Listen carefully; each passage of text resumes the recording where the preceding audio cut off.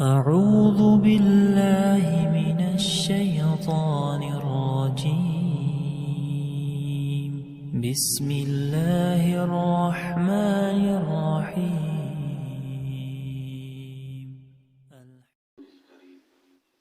أما بعد فأعوذ بالله السميع العليم من الشيطان الرجيم من همزه ونفخه ونفثه.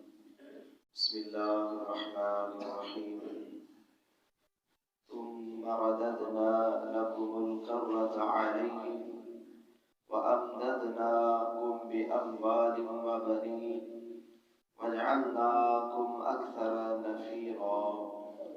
رب اشرح لي صدري ويسر لي أمري واحلل عقدة من لساني يفقهوا قولي. رب زدني علما. اللہ تعالیٰ کا بہت بڑا احسان ہے، بے حد شکر ہے کہ اللہ نے ہمیں فجر کی نماز با جماعت ادا کرنے کی توفیق عطا فرمائی ہے۔ اللہ سے دعا ہے اللہ تعالیٰ اپنی رحمت کے ساتھ قبول فرمائے اور باقی نمازیں بھی اللہ تعالیٰ ہمیں جماعت کے ساتھ ادا کرنے کی توفیق عطا فرمائے۔ پچھلی آیات کے اندر ہم نے یہ پڑھا کہ اللہ تعالیٰ نے یہ فیصلہ کر دیا کہ بنی اسرائیل جو ہے موسیٰ علیہ السلام کی قوم، وہ زمین کے اندر 2 مرتبہ فساد کرے گی اور اس فساد کے نتیجے میں اللہ تعالیٰ ان کے اوپر اپنا عذاب نازل کریں گے۔ اللہ تعالیٰ ان کے اوپر بہت زیادہ شدید قسم کے حالات اللہ تعالیٰ ان کے اوپر نازل کریں گے۔ تو پہلی دفعہ جب انہوں نے فساد کیا تو اللہ تعالیٰ نے پھر ان کو پکڑا، ان کے اوپر اللہ نے اپنے بہت زور آور بندے بھیجے جو ان کے گھروں کے اندر گھس گئے، ان کے مردوں کو قتل کیا، ان کے بچوں کو، ان کی عورتوں کو اپنے قبضے میں کر لیا۔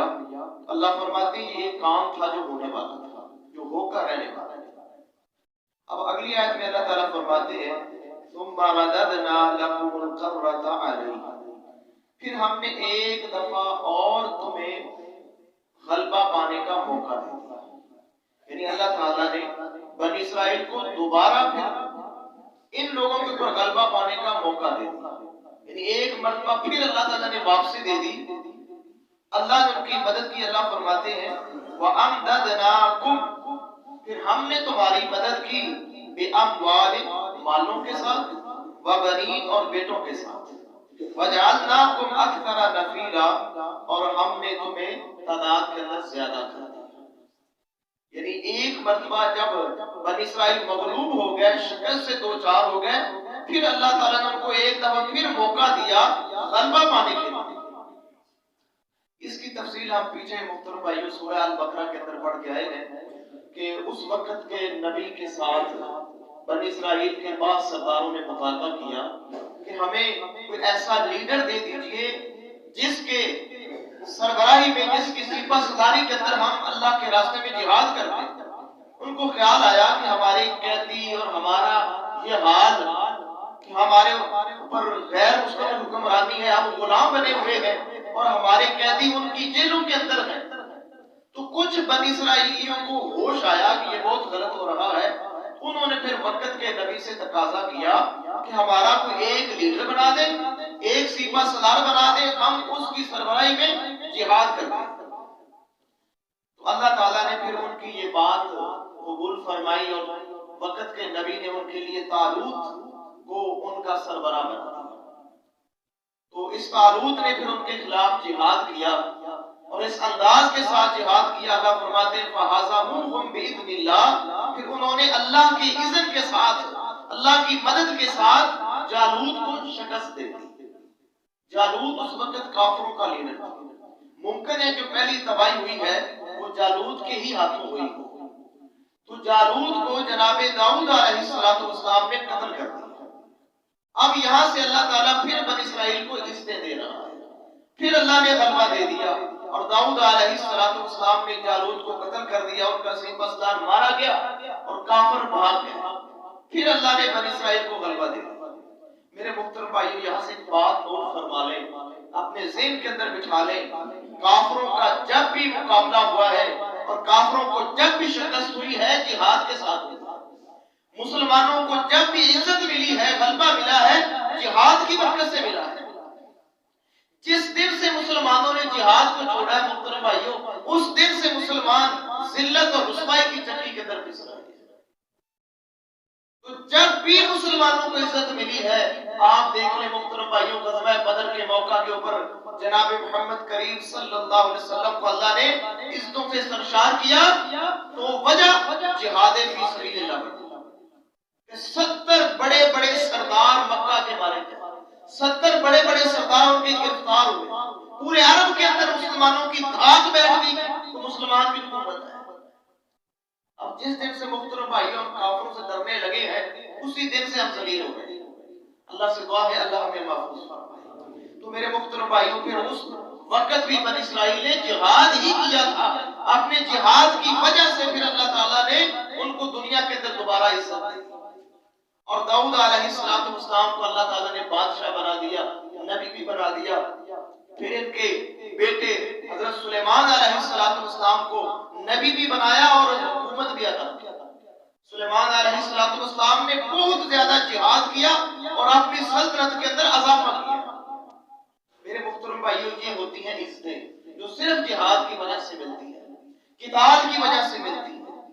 جب جہاد ہوتا ہے، قتال ہوتی ہے، اللہ پھر دین کے لیے آسانیاں پیدا کرتا ہے، پھر سلطنتیں وسیع ہوتی ہیں، مسلمانوں کے وسائل بڑھتے ہیں، پھر معاشی حالات ٹھیک ہوتے ہیں، مال غنیمت آتا ہے، مسلمانوں کے اندر خوشحالی آتی ہے جب جہاد ہوتا ہے۔ اور آج محترم بھائیوں، مسلمانوں کی بدحالی معاشی طور پر، معیشت کے طور پر اگر ہے تو جہاد کو چھوڑنے کی وجہ سے ہے۔ تو اللہ تعالیٰ نے جناب داؤد علیہ السلام کو اور جناب سلیمان علیہ السلام کو بہت زیادہ علم بھی عطا فرمایا تھا۔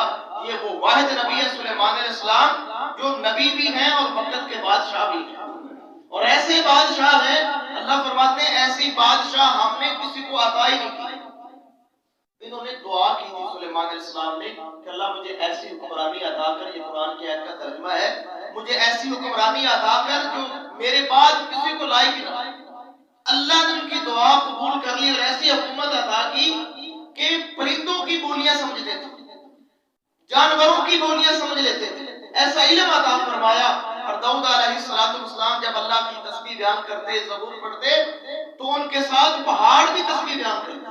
یہ بھی قرآن کی آیت کا ترجمہ ہے۔ ایسا اللہ تعالیٰ نے ان کو علم عطا فرمایا۔ لیکن میرے محترم بھائیوں، جب حضرت سلیمان علیہ السلام کی وفات ہو جاتی ہے، اس کے بعد پھر بے عملی آ گئی، اور جب پھر بے عملی آئی، پھر اللہ کے عذاب کا کوڑا برسا۔ میرے محترم بھائیوں، ہمارے لیے اس میں سبق ہے، اگر ہم قرآن و سنت کے تابع رہیں گے، اللہ اس کے رسول کی اطاعت کرتے رہیں گے، تو پھر زوال سے بھی بچیں گے، ذلت سے بھی بچیں گے، رسوائی سے بھی بچیں گے، باعزت رہیں گے۔ لیکن جس دن سے محترم بھائیوں ہم نے قرآن کو چھوڑ دیا، پیارے پیغمبر محمد کریم علیہ السلام کے فرمان کو چھوڑ دیا، پھر میرے محترم بھائیوں ان کافروں کے کتوں کے تو حقوق ہوں گے، لیکن مسلمان کے حقوق نہیں ہوں گے۔ دیکھیں میرے محترم بھائیوں، آج جو حالات ہیں مسلمانوں کے، یقین جانیے سارے ممالک مسلمان غلامی کے اندر جکڑے ہوئے ہیں۔ جو اوپر سے آرڈر آئے گا امریکہ سے، یورپ سے، وہی اپلائی ہوگا۔ وہ کوئی ایٹمی ملک پاکستان ہو، کوئی بھی ملک ہو، جو وہ آرڈر کرے گا محترم بھائیوں ان کی بات سنیں۔ وجہ کیا ہے کہ ہم نے اس قرآن کو دستور نہیں مانا۔ دیکھ لیں میرے محترم بھائیوں، ہمارے پاکستان میں ابھی تک انگریزوں کا قانون لاگو جو 1935 میں غالباً بنا تھا، وہ ابھی تک نافذ العمل ہے پاکستان کے اندر۔ ابھی تک ہم اپنا قانون ہی قرآن کو نہیں بنا سکتے۔ تو پھر یہ ترقی کیسے ہو، پھر عزتیں کیسے ملے جب قانون ہی ان کا ہمارے ملک کے اندر ہے؟ محترم بھائیوں، ہم ان کے غلام بنے ہوئے۔ اس کا واحد حل ہے میرے محترم بھائیوں، قرآن کو اپنی زندگی کے اندر اپنائیں، اس کو سیکھیں، اس کو سکھلائیں، اپنے بچوں تک اس کو عام کریں۔ قرآن کی سمجھ جس قدر عام ہوگی، انشاءاللہ بے عملی ختم ہوگی، عملی میدان میں مسلمان پھر آگے بڑھے گا۔ لیکن جب قرآن سے ہم دور رہیں گے میرے محترم بھائیوں، کوئی فائدہ نہیں۔ اور صرف قرآن سے میرے محترم بھائیوں، اس سے محبت کرنا، اس کو چومنا، چاٹنا، اچھے غلاف کے اندر رکھنا، یہ قرآن کا ادب نہیں ہے۔ قرآن کا سب سے بڑا ادب یہ ہے کہ قرآن کے پیغام کو سمجھا جائے اور اس کے اوپر عمل کیا جائے۔ مثال اکثر دیتا ہوں، کسی کا بھائی باہر گیا ہو کہیں کسی دوسرے ملک کے اندر، وہ انگریزی کے اندر خط بھیجتا ہے، اپنے احوال حالات بیان کرتا ہے، دوسرا بھائی پاکستان کے اندر وہ اپنا خط دیکھتا ہے، بڑا خوش ہوتا ہے کہ میرے بھائی کا خط ہے، اس کو چومتا ہے، چاٹتا ہے، پیار کرتا ہے کہ یہ میرے بھائی کا خط ہے، لیکن اس کو یہ پتا نہیں کہ اس خط کے اندر لکھا کیا ہوا ہے، میرا بھائی ٹھیک ہے کہ نہیں، اس کی کیفیت کیا ہے، اس کے حالات کیا ہے، اس کو یہ پتا ہی نہیں۔ تو کیا خط کو چومنا چاٹنا اس کے لیے فائدہ مند ہوگا؟ ہرگز نہیں ہوگا، جب تک اس کو یہ نہیں پتا چلے گا کہ میرے بھائی کی خیریت ہے یا وہ کس حالت میں ہے۔ تو میرے محترم بھائیوں، فرضی پیار جو ہم قرآن سے کرتے ہیں بیکار ہو جائے گا جب تک ہم اس کے اوپر عمل نہیں کریں گے۔ اللہ سے دعا ہے اللہ تعالیٰ اس کو سمجھنے کی توفیق عطا فرمائے۔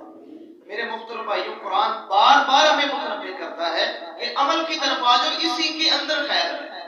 میرے نبی نے ہر موقع پر لوگوں کو قرآن سنایا ہے، کوئی بھی موقع قرآن سنایا ہے، اور قرآن کی وجہ سے میرے محترم بھائیوں کو جو بدو مکہ کے رہنے والے تھے، جو لا علم تھے، جہاں پر جہالت کا عام رواج تھا، جب انہوں نے قرآن کو سینے سے لگایا، میرے محترم بھائیوں سپر پاور ان سے ڈرتی تھی۔